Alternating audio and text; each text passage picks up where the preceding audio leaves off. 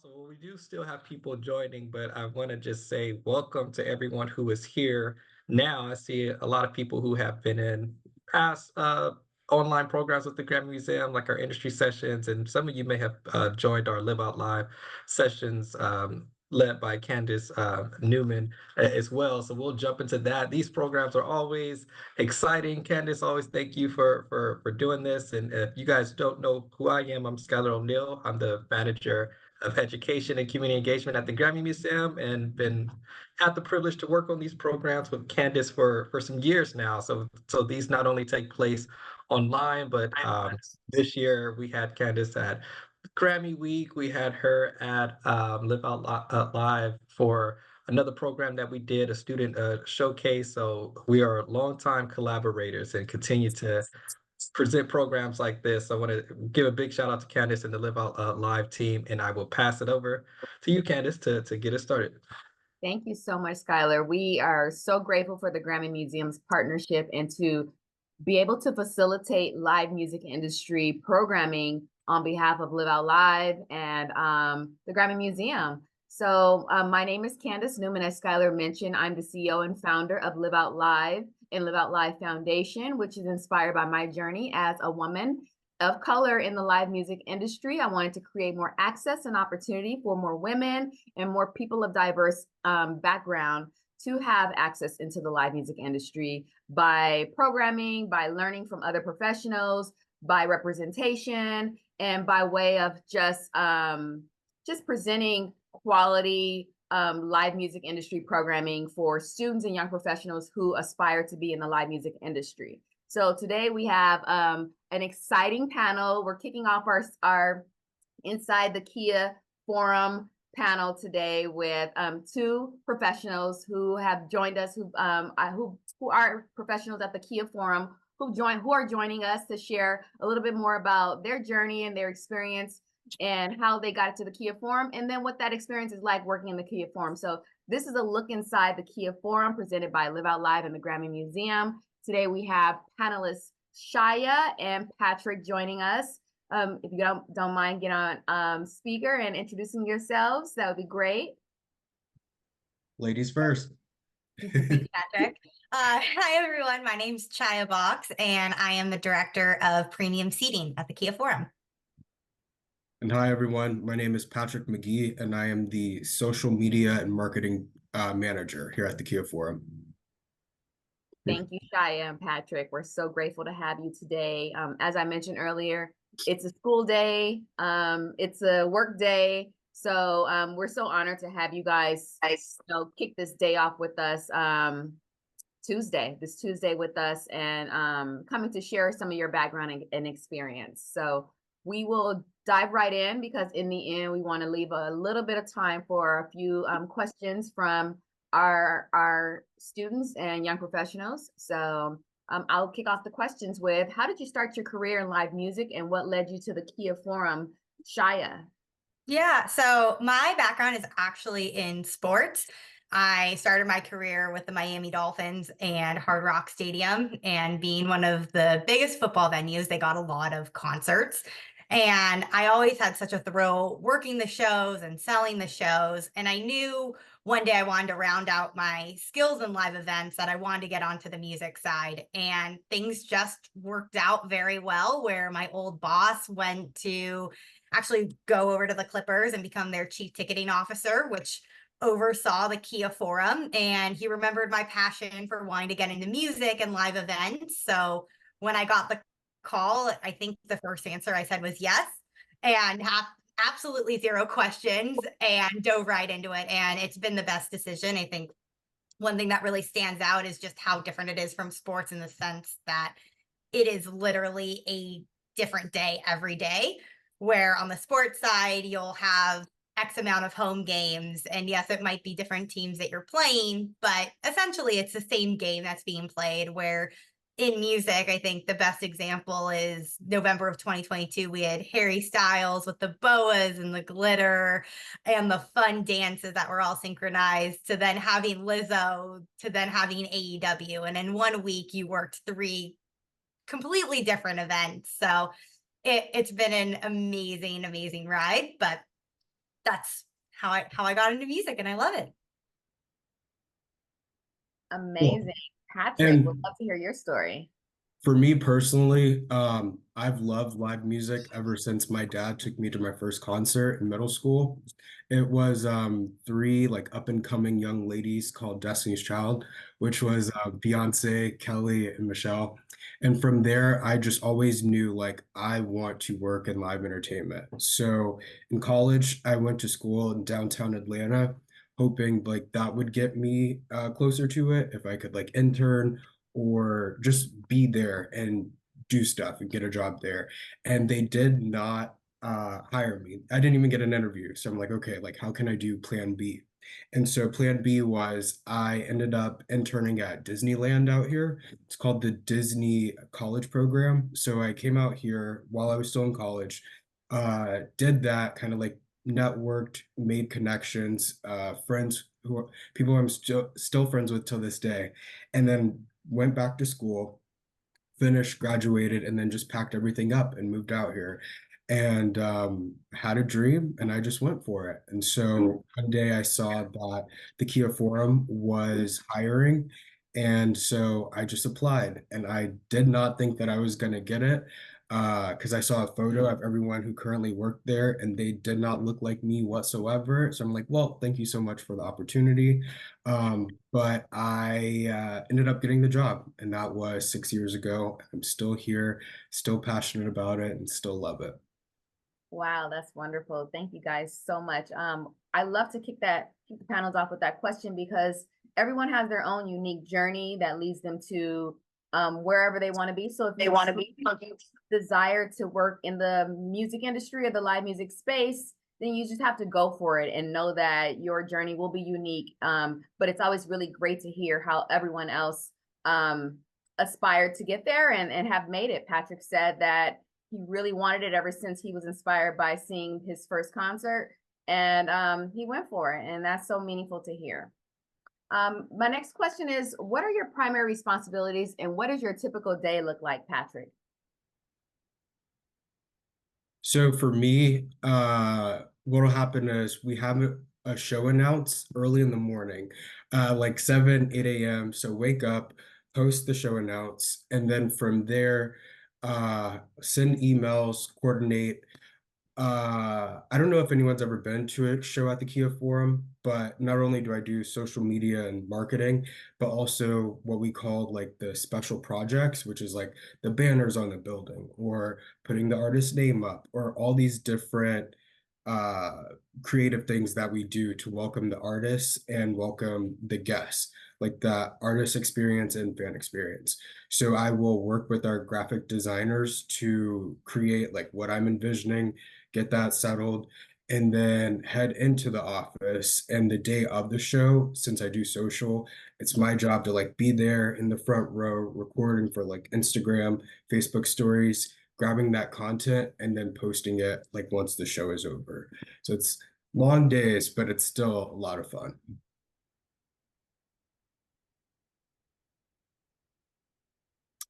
I think Sorry, you're yeah, I do have a quick follow-up question. So, you mentioned some of your regular primary responsibilities, but in your role, when do you find yourself putting the most effort into a show during the preparation phase, on the day of the show and post-show?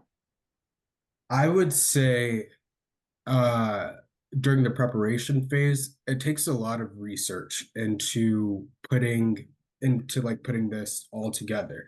Like if I'm doing the lyrics, I want to make sure there's not a typo, making sure like the artists, they want to see like their new music, but then the fans want to see like the greatest hits. So making sure there's a balance of that where everyone walks away happy and just making sure everything is factually correct. Then the day of the show, because I go to so many concerts, not just at work, but in my personal life as well, it's like knowing when the hits are coming, knowing where to be, knowing like what moments to capture. And then post show follow up, it's usually just like posting online and figuring out, okay, like this is what happened for this show, what not mistakes, but like what happened and what can I learn from it. I tell myself a mistake is only a mistake if you don't learn from it. So even if I do mess up, it's like, okay, how can I be better for the next event?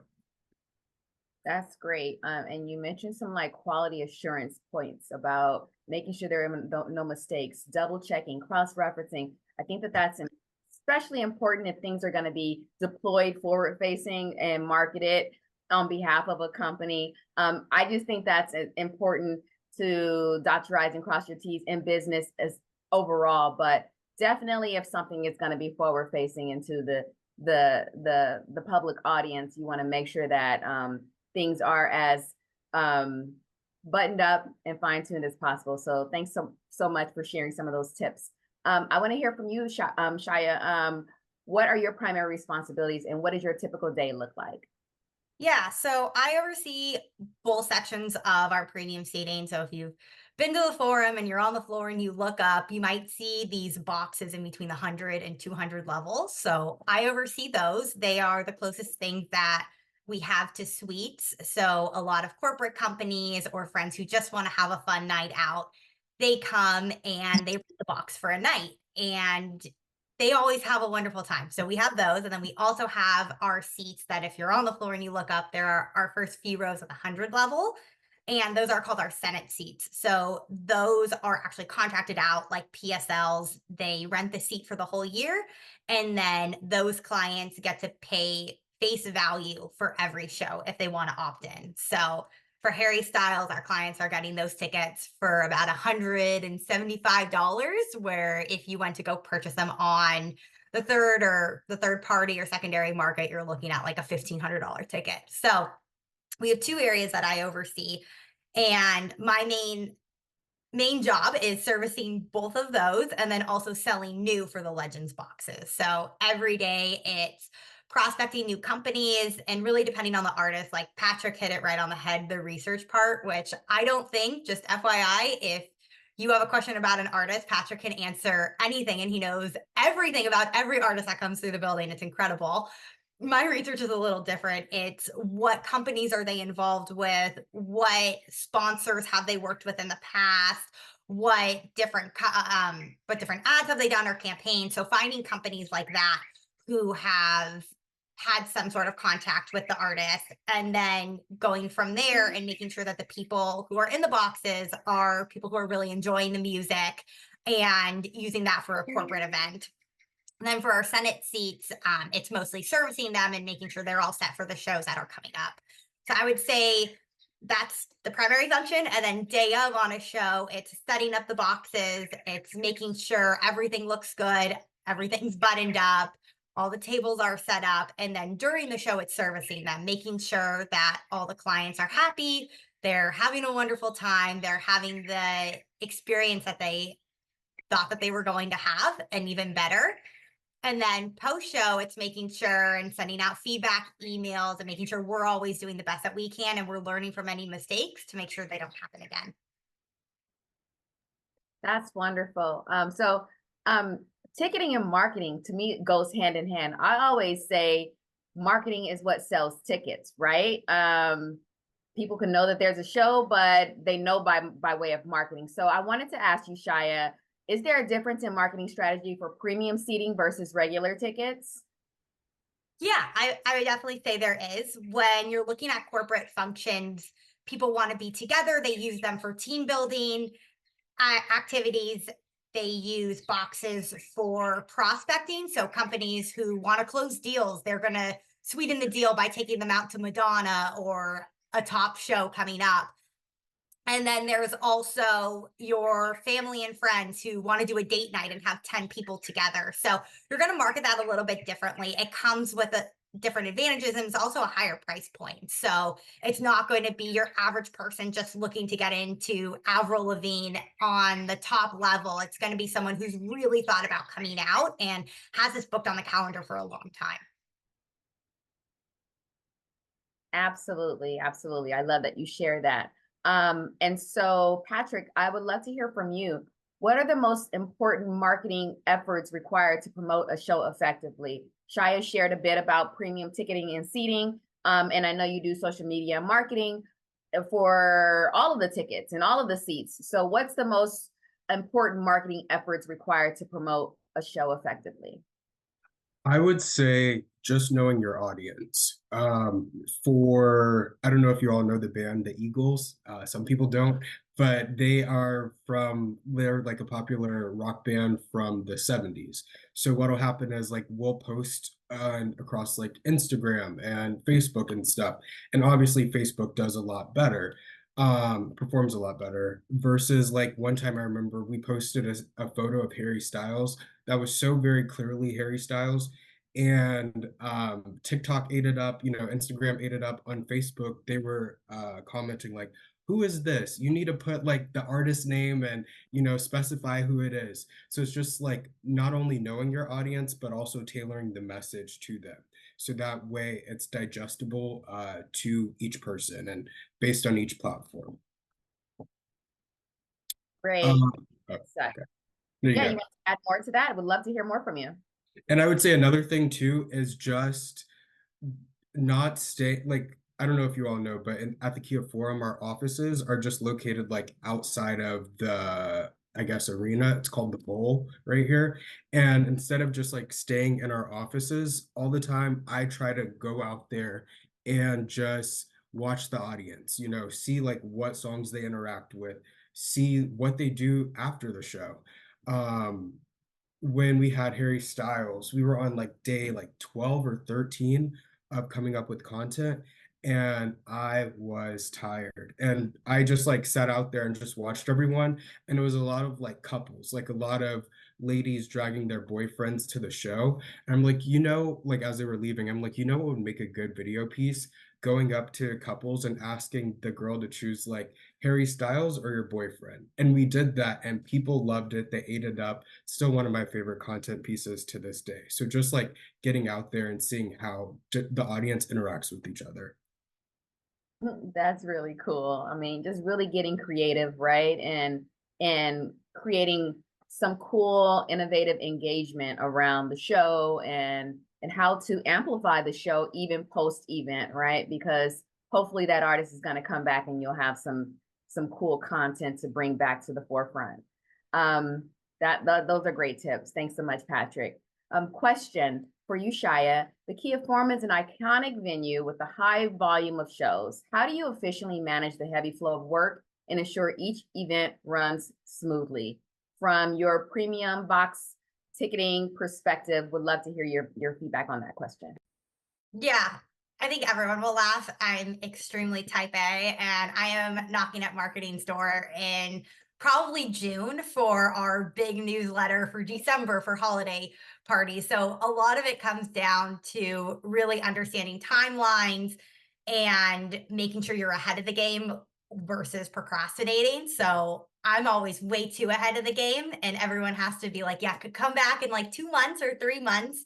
But I am very detail oriented to make sure that no show gets lost in translation. So whether it's a blockbuster A+ show or it's an up and coming band, I want to make sure that I am ahead of the game for every show and prepared and all our boxes are sold. So just comes with a lot of preparation and making sure you have a great team around you. And the forum's really lucky that we have people who everyone's striving towards the same thing. So you'll see across the board, everyone's wanting to make sure that every show's sold out and every show looks our best. I love that. I mean, just the spirit of you having ownership of your role and wanting to make sure that it's executed fully and that like the event is a huge success or you're getting in front of opportunities to help make it a huge success is super important. As far as just you being a business professional and contributing to the Kia Forum. I want to just remind the students and young professionals to please drop any questions you have in the chat or reserve them for end of panel because we're going to have a few minutes with Shia and Patrick to ask them some questions that may have resonated through the panel discussion or that you just had going into the panel that you wanted to make sure that you connected with them on. So just wanted to remind you guys of that. So we can move on. What essential skills would you recommend students develop if they aspire to work in the live music venue, Patrick? I know this is like a cliche answer, but it really is true. I would say having a can-do attitude and know when you get into it, it is long hours. You do like work around the clock, but just showing up and saying like, you know what, like we'll work on this, we'll get it figured out. And even if you don't necessarily find the solution, like work toward that. I feel like that will take you places, that will open doors for you. And I would say that on an external, like professional level, but then internally, I would say knowing yourself and taking time for yourself so you don't like burn out, so you don't like get tired or so you don't get exhausted. I feel like it's tough saying no to people, and that's something like that I've struggled with recently, but just knowing like, okay, I'm running a marathon and on this lap right now, like I need to grab some water, I need to chill out a bit, but knowing like looking at the end goal and being like, you know what, I'm gonna make it to the finish line. So let me just like train, let me get my body right, and then let me just keep on running. Those are great tips. I love how you incorporated some business skill set as well as some personal wellness and mental, capacity tips in there because it's all encompassing, right? It all matters. So, Shia, I would love to hear from you. What essential skills would you recommend students develop if they aspire to work in the music industry? I think curiosity and networking are huge. Always, everyone talks about networking and going to events, which is completely wonderful. And you need to do that to meet other aspiring people like yourself who want to be in the industry. But also, once you're in the job, networking with your coworkers, understanding what they do and what actually their role is. Sometimes it's so much more complex than what their title is. And you never know what departments are always going to work together or whatnot. And having people in your corner that are in different departments is so vital. I think those are really important. And then I think it's really just being able to adapt. And things get thrown your way in the events industry or whatever industry you really end up being in, is just being able to adapt and take things as they are and rolling up your sleeves and jumping into the mess with everyone. It's always so much more rewarding when you come out of it and versus just kind of getting stuck in the rhythm of doing things day to day. Great tips. Great tips, which lead me to my next question, Shia. You mentioned being flexible and wearing many hats and being open-minded and connecting with your colleagues and your peers because sometimes they'll have your back, you'll have an opportunity to have their back, and you guys can work together. How do you handle unexpected challenges or emergencies that arise during a show to ensure minimal disruption, utilizing all of those skills that you just shared? Yeah, I think something for us that's been super helpful is that we all have our own group chats, whether it's with security or whether it's with marketing. We're all ready to jump in and help each other. So having everyone accessible in those group chats are very vital. I am a one-man team, so I do not have someone to turn to necessarily in my department and say like, cover for me, X, Y, and Z is happening. So I rely heavily on the support of the whole Kia Forum, and we're so lucky to have people who are ready to pinch hit whenever possible. But I would say it really comes down to the relationships that you have with your coworkers. If you have that good relationship, like people are going to be more willing to help you out when you're in those situations. That's absolutely correct.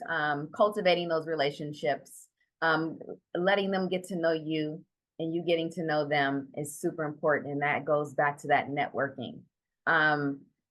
Patrick, same question. I know that, marketing, once it's out there, it's out there. Sometimes it's out there prior to the show. Sometimes you guys are marketing during the show. Sometimes you guys are marketing other events during the show. How do you handle unexpected challenges or emergencies that arise during a show to ensure minimal disruption? I would say take a deep breath, figure it out. Don't just like react impulsively and trust yourself. That's something again, like I'm learning a lot more recently. And it's like, you know what? It's important right now, but like 6 months from now, it isn't going to be important. So just know, like, you know what, I have the skill set to figure this out, and I got it. And I think when I first started, like as an entry level coordinator, like I would tell my boss everything or go to my boss with these issues. But now I'm like, you know what, just so you know, this came up, this is how I dealt with it. And she's like, oh, okay, like sounds good to me. So just believing and trusting in yourself. I love that. It's that you mentioned not having to go to your boss any longer and just kind of taking the initiative to put the fire out essentially yourself. Um, you know, people in these spaces like to know that you are proactive and that you're trying your best to eliminate any disruptions or to figure it out. Figuring it out crosses all aspects of our life. It's personal, it's professional. So yes, definitely taking the initiative to figure it out, pulling in those people to collaborate with to help you figure things out. Great communication. Those are all really great points you and Shia just shared. So thank you so much for that. My next question is, Patrick, you asked me something very similar at the top of the call, but this is specific to the Kia Forum. Which has been your favorite show to work on at the Kia Forum, and why does it stand out to you? Patrick. I would say like 5 years ago, it was Jennifer Lopez. She was celebrating like her 50th birthday. It was like a celebration. And me being me, I'm like, okay, you know what? She's like one of a kind. She's an actress. She's a singer. She's a dancer. Like, what if we create like this timeline, like showcasing like the 50 years of her life since it's celebrating her life. So did that, created it, super detail oriented. I felt like I was like looking a little bit too much into the details, but then it turned out like after the show, she came up, she brought her kids, she brought her family, and like she went through and she like looked at each moment and like relived it. And I was just standing right there and she was like, oh, like, thank you so much. This means the world to me. And then the next day she posted it online. I'm like, oh, that's so cool. Then last week I went on her website and I saw like she copied what I created like word for word verbatim. And I'm like, okay, that's kind of cool, but where's my money, Miss J Lo? So I feel like in the overall thing, it's just like putting that like humanity, I guess, to it, where it's not just like an artist or like a celebrity, but actually putting forth and like recognizing what the artist does, I would say. So I feel like, again, just going back to research, doing that and a little bit of research goes a long way. And like recently we just had Madonna, and I knew she means a lot to a lot. I knew she means a lot to a lot of people, but I wasn't really sure like 100% like, during like the AIDS crisis and like women's empowerment and stuff. So I'm not like the biggest reader, but I do listen to podcasts. So I listen like a 4-hour podcast on like just like her career, and same for Pearl Jam. And that's how I like get these ideas on like creating things for the artists and for their fans. That's great. And it's so validating for your hard work and your research and all of the work that you put into it, that it's recognized not only by the patron, not only by your colleagues and your boss, but also by the artists that you guys are doing the work for. So I love that. That's amazing.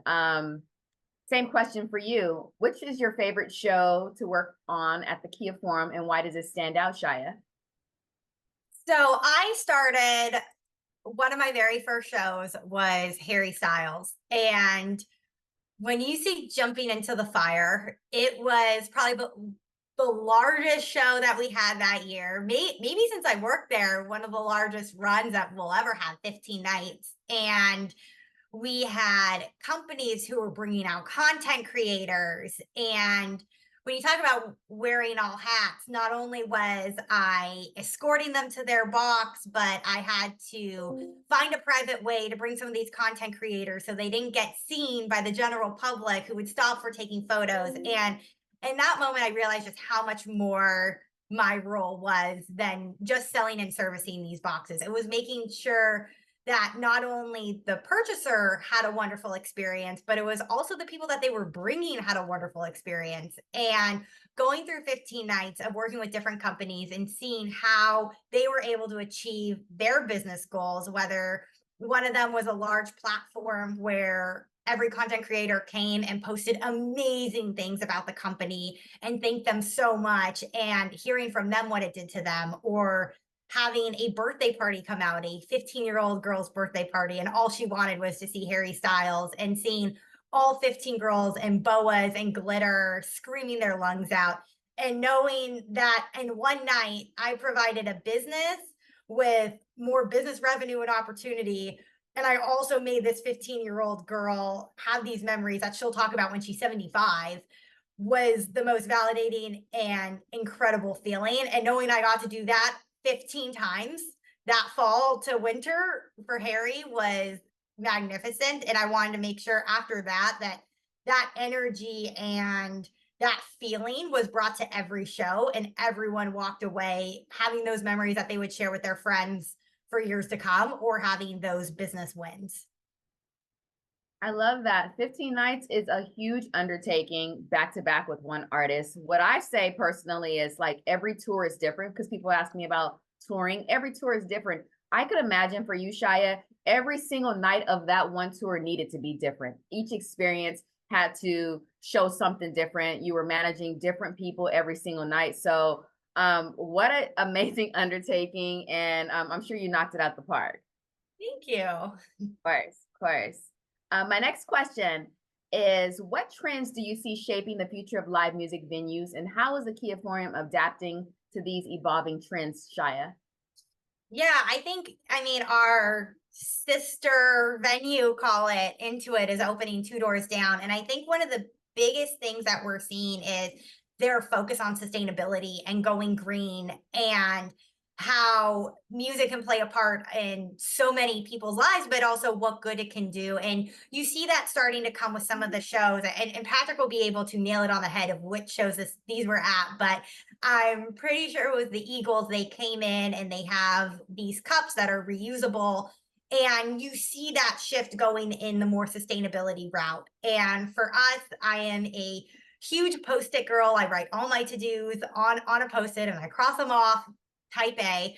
But adapting to the new wave of the future of going green and no paper, that's something I've already adapted in our boxes. We all have, is we used to do welcome cards, welcoming them to the box and saying in about 15 minutes your server will be with you, and realizing like a lot of the stuff that we were relying on paper for, that could just actually be an extra touch point from a human, from me, or from someone helping out. And that's actually gone such a long way, because now the client's getting touch points from me and from the server in person, which is so much more of a welcome than a card, but you're also saving the planet. So I think that's the number one thing I see, is going the more sustainability route, which is wonderful for everyone.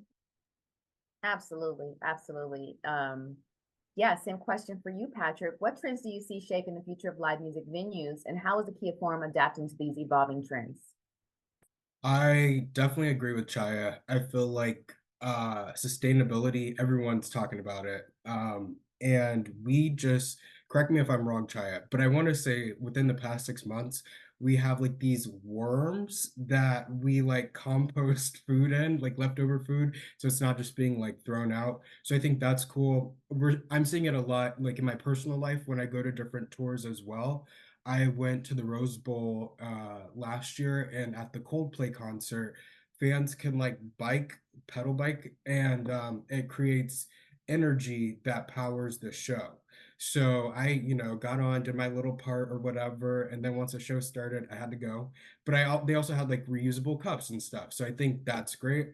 And then also on a more personal level, I would say we all know the price of tickets is definitely going up, and fans really want like that fun, memorable experience. So I would say photo ops is definitely something that fans really love, or just like anything that they can go back and look at in their camera roll, whether it pop up like on this day a year or two ago or whatnot, and really just bring them like great memories. So anyway, like we could customize the building, customize all these different like walls or photo ops that we do have that we can create for them, going out of our way to doing that to make sure they have just like a great experience, because we have shows like Nicki Minaj, who we just announced last week, where she's playing downtown at crypto.com arena versus the Forum.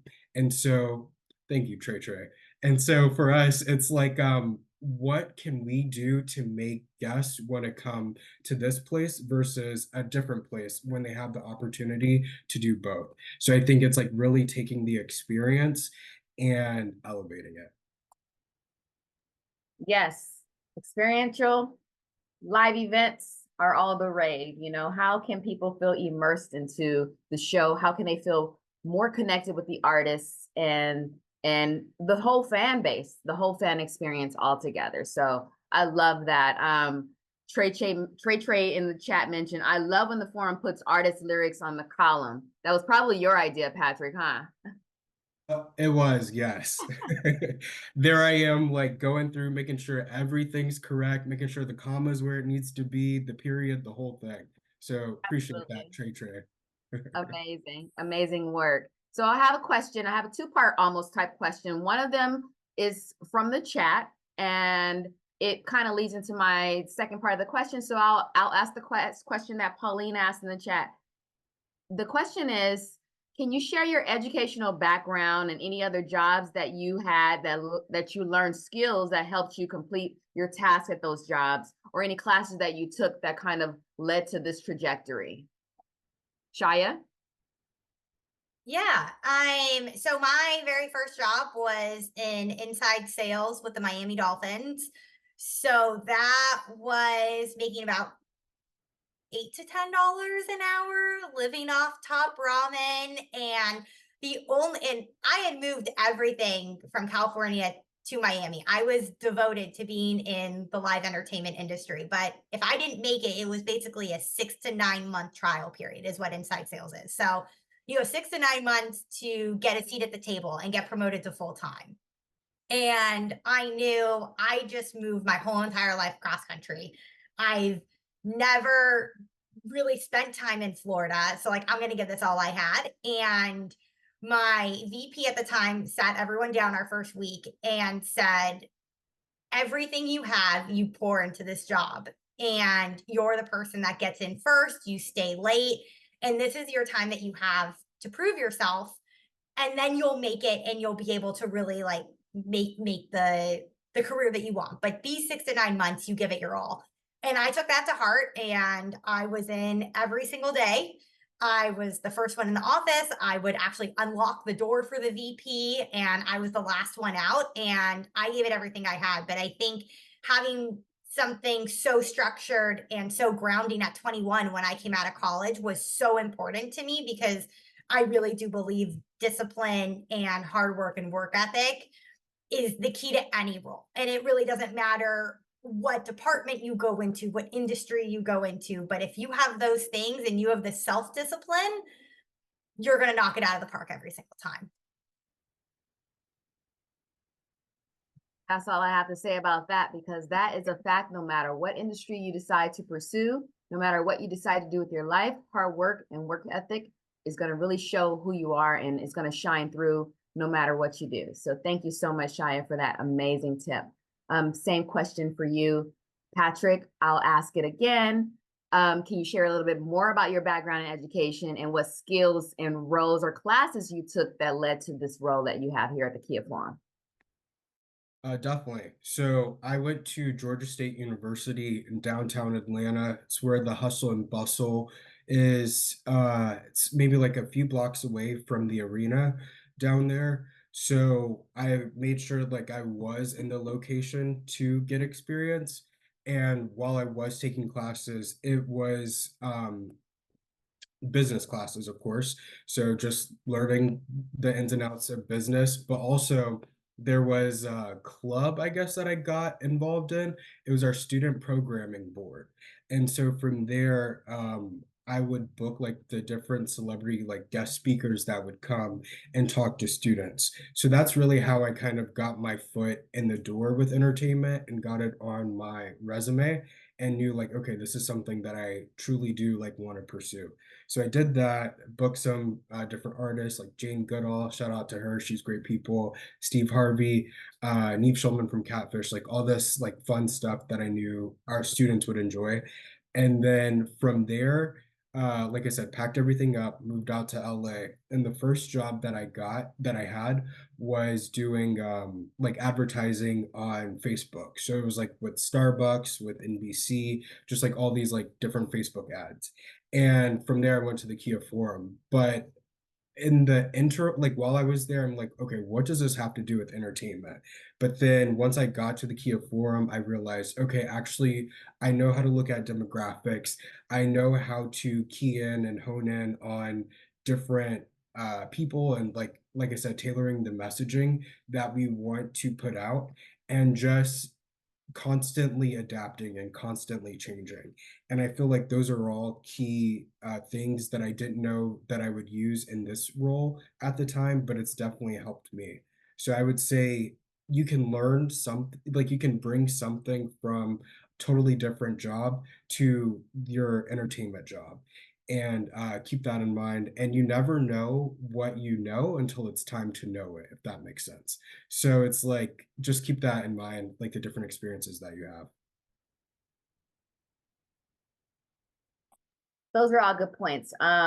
Skills are transferable. So no matter if you work in the banking industry and you decide I want to transfer those skills into the live music industry, we settle shows night after night. There's always going to be an accountant necessary who has money management banking skill set that can transfer over because everyone has to get paid. So I love that you mentioned applying your skills that you took some from somewhere else and lending them to this new role and to what you wanted to do in the music space or the venue or live music space. So thank you for sharing that. So a follow-up question to that is, Patrick, what entry-level roles would you recommend aspiring professionals look out for? How do they know if they're a good fit, and what do you recommend they do to stand out? Great question. I would say, I know this is like generic, but I really would say like keep your mind open because you could see something like production and be like, okay, you know what? I guess like let me try it out and figure it out and see. And even if you don't really, even if you aren't really like a production type person, it's like that could help you get your foot in the door as well. And I would say sign up for like newsletters for different jobs that they have. Or I'd say even like go on LinkedIn and connect with different people that way. There's so many different things that you can do. I would say shout out to everyone here, like listening right now. You all are already like getting a step into the right direction and doing what you need to do by making the connections right here. So I would say keep it up and just go in with an open mind, knowing like you can do anything. That's great advice, Shaya. I know you're just going to add to that. What entry-level roles or how can students and young professionals stand out once they get their foot in the door? Yeah, so I would be looking at any groups or any networking events and not only meeting the people there, but following up with them. So sending them a personalized email or a LinkedIn connection, like Patrick said, but talk about what you guys talked about, stand out and say what really resonated with you that they shared with you. When it comes to looking at roles, I think really like an assistant coordinator role for entry level is phenomenal because it might not even be the right department that your end dream is, but you also might find that a department you didn't think you would be a fit in is what you're really good at. Like for me, when I was in college, I definitely thought I was going into marketing. Like if you told me sales, I would have laughed at you. Like I was 100% going into marketing. And then I got into sales and I realized so much more goes into it. It's not kind of the stigma that everyone has around sales. And my career grew that way, and nothing's very vertical, everything changes. So being extremely open-minded, looking for those coordinator roles, and while you're interviewing, I feel like the art of personal touch has kind of diminished. And I think bringing that back is so important. So when you're with an interviewer, I used to keep envelopes addressed to whoever I was interviewing with stamps in my car and thank you notes. So the minute I got out, I would write a thank you note, sharing what they learned and what resonated with me, and then drop it in the mail that day. So it would be on their desk within 2 days. So really the thank yous and the cover letters, I think they go so far, and it's so sad to see people deviate from them. But I'm a true believer that if you're going to do an extra touch, people remember you and you're going to stand out that way. So true. That personal communication, that human connection will forever withstand in any industry, especially the live music industry, because one, you're sometimes in the trenches with people working on one tour, one show, several events, and you all have this greater goal for it to go off without a hitch. So really having that commonality and that common goal and that connection really makes a difference on leveraging and leveling up that experience. And it shows to the public, even though they don't know how much hard work has been put into it and what that connection looked like, it resonates when that show plays off through the public and the fan base. So, and the artist experience. So very great tips, Shia. So you mentioned the personal touch and the communication, but there are still technical aspects that I want to ask Patrick about when it comes to social media management and marketing. What tools, software, equipment, resources do you utilize and use on a regular basis? And what does the Kia Forum specifically provide? I know that when I was working at Live Nation, we had intranets and we had portals and resources that were specific to the company. Can you share some of the tools and software and resources that students can learn on their own, and then maybe some tips or some skill sets or software and resources that the Kia Forum provides for you to do your job there? Sure. They provide a work phone, which is great, but my personal phone has like the better camera and more storage and stuff. So I'll send emails from my work phone, but then I'll capture content on my personal phone. For us, when we look back on how Post performed, we use a platform called Sprout Social, which you connect like all your different social accounts, and then from there you can filter by like artist, or you can filter by date, and that kind of helps you analyze, okay, what post performed well, what didn't perform as well as we thought that it would, and then that can help you just kind of recalibrate your marketing strategy. So I would say that's helpful. I personally use an app also called Splice, which is on my iPhone, and that just helps me create like video content on the go. We do have a videographer who's great. We have different photographers as well. But I think like just always being open to different apps and seeing what's happening. And I recently went to a talk with, his name's Dave Myers. He's like a very famous like music video producer or director. He did like Ariana Grande, Missy Elliott, all this stuff. And he was asked about the future of entertainment. And he said he thinks AI is definitely going to be something that pops up and is super useful. So me personally, I'm a little scared of AI. I've seen like too many like of those weird like science fiction movies like I, Robot, where they come alive and start attacking people. But I do think like it can be useful to learn what other people could be using in the industry, and that way you can catch on just like that. That's great. PC or Mac? I know it's a personal preference, but what do you think? I personally prefer Macs, but they gave us PCs, so that's just what I have to use. But I definitely do prefer Mac. Awesome. And of course, it's a personal preference. Wherever you can do your best work at is, what you should utilize, because there are a lot of, like you said, apps and software programs that can be downloaded and added to either system. So, Yes. awesome. I want to leave these last 10 minutes for any questions from the audience. I did ask a few questions that popped into my direct message on the chat, but you guys, this is a mentoring session. This is an opportunity to engage with professionals in the industry that you guys aspire to be in. So if there are any questions, please raise your hand and I'm happy to pull you in and allow you to ask Patrick and Shia a question in the last few minutes. If you can keep it very top line and brief so that we can get as many questions as we can in and then wrap the session up on a high level. Let's hear from you, Jada. Hi, my name is Jada Lewis. I go to Howard and major in audio production. So I had a question about networking. So basically kind of how to network, because sometimes I don't ever want to come across as like I'm talking to someone only for an opportunity. So that's like kind of where I get confused when it comes to networking and then also being genuine and not. I know like sometimes business is business and you have to do what you have to do, but do you have like any advice on that? Yeah, I think the most important thing is researching who you're talking to. So if I'm talking to Candace, for an example, I would understand that she worked at Live Nation for 12 years. She shared with me she's worked on Backstreet Boys and Rihanna.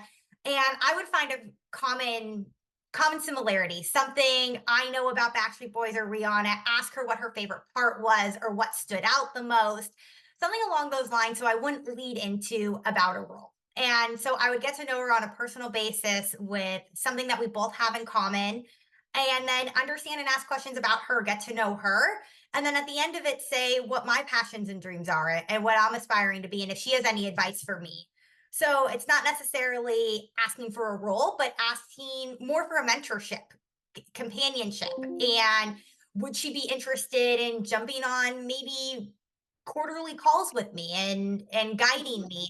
And then from there, she'll learn what I'm interested in. And naturally, if there's going to be the right fit, you're going to be top of mind because you already have that connection and relationship that was really genuine, to your point. Okay, thank you so much. Great feedback. And what I will also say is mentorship and relationships go both ways. So if there is some extra time that you have, Jada, in your schedule, and you're like, listen, I know you're running a business. I know you're working on this. If there's any way that I can lend some administrative support or volunteer some time or shadow you, I'm happy to do that so that I can learn directly from you and also contribute to what you're building. So it's a mutual respect and mutual relationship opportunity for you to cultivate. Yes, thank you. You're welcome. Anyone else have any questions? They want to raise their hand and ask Patrick and Shia? Okay, I do. I'm Audrey Okay. Corbin. Let's hear from you, Audrey. Okay. So I'm involved in everything too, I feel like, here in St. Louis. Because I have my own record label and publishing company and studio and an art company. I'm currently involved with a newer nonprofit organization called the Gyra Society here in St. Louis. We are a nonprofit music and art organization kind of to support the local St. Louis music and art scenes. And we have a big music festival that's starting to grow. We'll be in our second year in September. And it's free and open to the public because it's kind of in between St. Louis Music Weeks. And the reason why we created it is because we have Evolution Fest and Music at the Intersection. And Music at the Intersection is in one of the top 20 music festivals in the world right now. And so it's kind of creating that experience, like a lot of like local St. Louis musicians and artists or other community members, they felt left out because they couldn't afford the prices for those festivals. But I guess to say, since we are a nonprofit organization and we offer like membership to kind of like support us, kind of having like that special like membership area at the festival too for like exclusive like programming or like food or like other stuff that other people might not get it at the festival if they don't have membership with the Gyra Society. What is something special that we can offer our members to kind of like increase our membership or just kind of like something fun for them to experience at our festival? That's a great question. Well, first off, congratulations. It sounds like you are absolutely crushing it over there. So congratulations. Thanks. Secondly, I would talk to different departments, like what departments can chip in or help out with them, whether it might be parking, it might be that they get a special, can they create a special area where your members park and it's closer to their entrance? Food and beverage, I think you mentioned some food and beverage. Is there a Yeah. specialty drink that only members have the ability to purchase, and it's like a band's name on it, or like it's a themed drink to go along with the festival, but only members can do it? So when they're posting on social media, like they have the exclusive drink of the festival. Okay. Um, let's see, is there like a special access that they can have, like a special area to watch the show? I would really pull in every department and see what is viable and what they can provide you, but really lean into your other teams and see how you guys can all collaborate. And Yeah. that would be my biggest thing, because for an example, like what our boxes come with, they come with preferred parking. And so we've had a in space out for where they can park that's closer to the venue. They have a fast pass entrance, so that's something. Can they skip the line? Do they have to wait in the general public line, or can they have a shorter entrance line where it's something on their ticket? They have that dedicated server that they can order from. And then pulling in Patrick on this, like, is there special photo ops in that little area that the members have that they can take photos with, and to Patrick's point earlier, have those memories on their camera from your festival? Okay, perfect too. Because our thing too is that we are a very small team. We're all volunteer based, and there's only 8 of us on our team. And so we've been working with other partners and sponsorships in the community, because we currently have like 250 sponsors, and it's like all like little like local businesses and all that supporting us. So it's kind of like, okay, how do we like get involved, and how can we like do something perfect? That's actually amazing. 250 local sponsors is incredible. So pat on the back. What you are doing is amazing. But can those sponsors pull in and do something where your members get 50% off on Friday if they come and they show their membership ticket? Or Okay, so this is what we did to raise money for the festival currently. We created this little purple passport coupon booklet too. And businesses could pay in, like, there was 3 different levels of sponsorship. There was like $25 level, a $50 level, and like a $100 level too.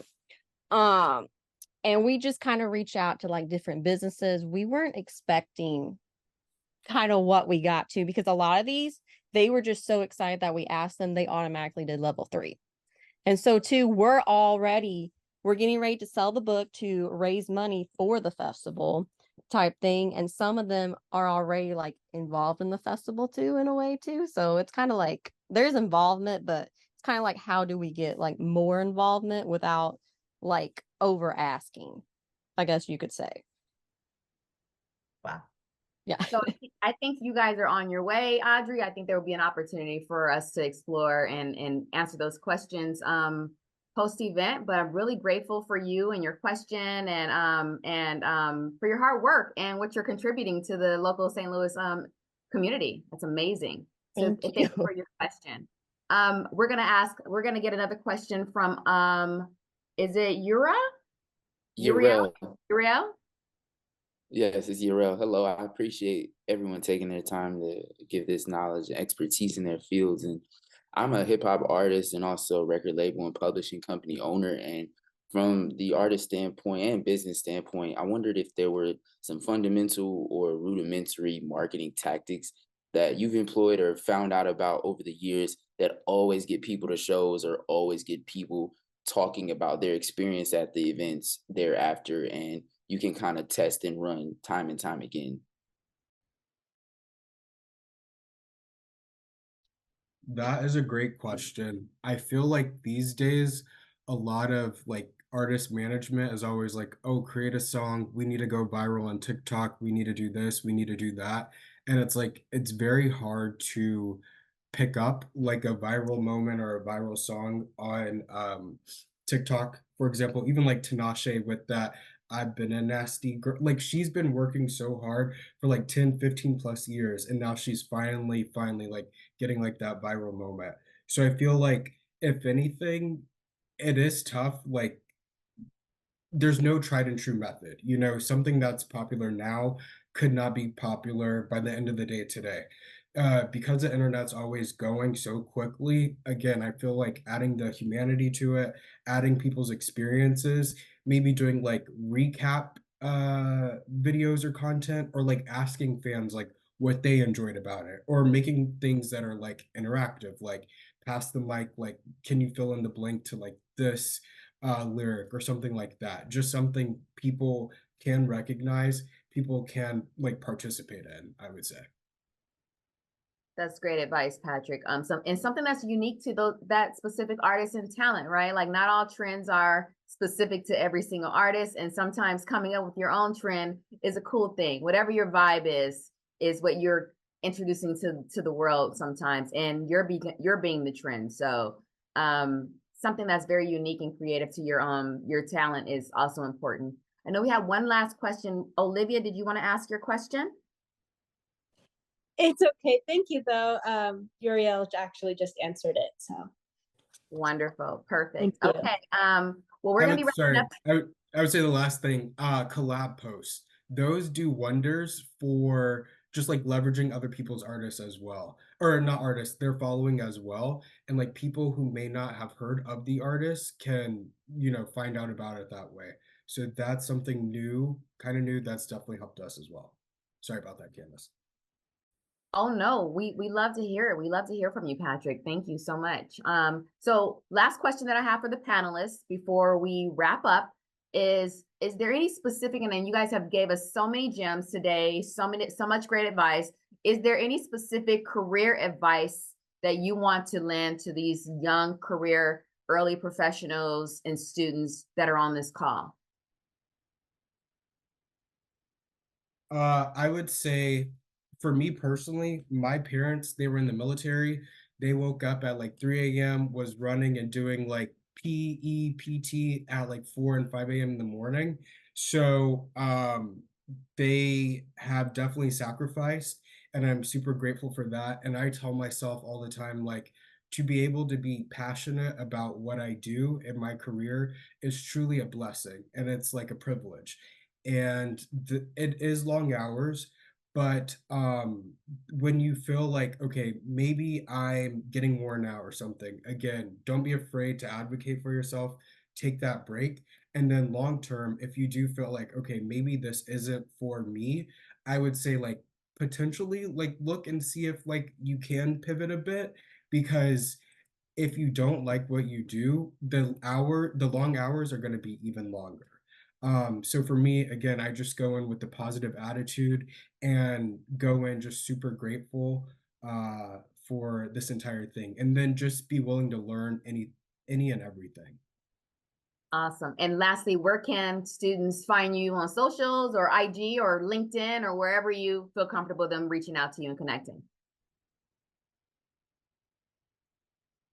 You're on mute. Sorry. For me, I'd say Instagram. I know, again, going back to the collab post, if you go to your page, Live Out Live, then you can find my Instagram. Feel free to connect with me on LinkedIn. I'm not really on Facebook that much. I have not hit that just yet, but you know, feel free. Or you could shoot me an email, and I'm always happy to respond, get back to you, and share the knowledge that I do have. Wonderful. Feel free to drop your personal email or whatever email you are okay with students reaching out to you in the chat. Shia, would love to hear from you. Any last minute career advice? You gave some really great gems about work ethic and hard work, but anything that you have for these young professionals and early career hopefuls to leave with here, and then where they could find you as well. Yeah, I think I could like beat a dead horse with a work ethic, so I'll put that aside. I think the next thing I would say is don't lose your passion. I think it's so easy to take things for granted and so easy to lose that wide-eyed mentality. And every day I go into work and I'm like, I get to work at this iconic venue. This is absolutely incredible. And going in and every night being different, it's just so amazing. And not losing your sparkle is so important. I would say that. Yeah, just like, yep, yeah, I think the LinkedIn was already posted in there. Same with Patrick. I don't have Facebook. I deactivated mine. So Instagram as well, and LinkedIn and email. So I could drop my email into the chat as well. And feel free to reach out. Thank you so much, Shia and Patrick, for your mentorship and your time today. It means a lot to our platform and to the students here. I just wanted one last housekeeping note that there is a form in the chat for if you enjoyed this session and you want to learn more, hear more about programming from Live Out Live, feel free to fill that out. And we have one more session coming up on June 25th from the Kia Forum event and production from another group of panelists, and we look forward to that. So be sure to sign up for that one as well for some more great inside the Kia Forum insights. Thanks everyone for being here. Hope you guys have a great rest of the week, and I'll see you soon. Thanks for having Thank us. you all. Bye.